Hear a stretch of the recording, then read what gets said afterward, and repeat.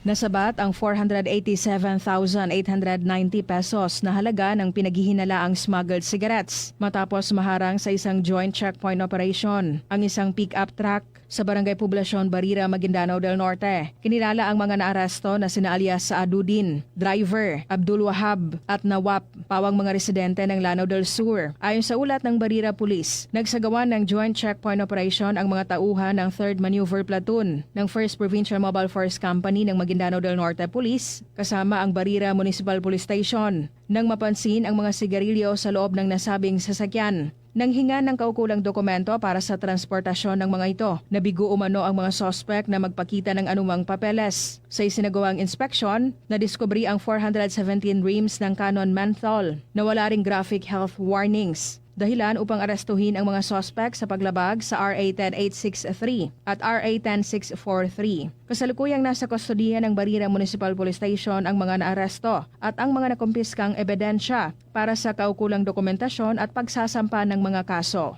Rufa Mocalid, NDBC, Bida Balita.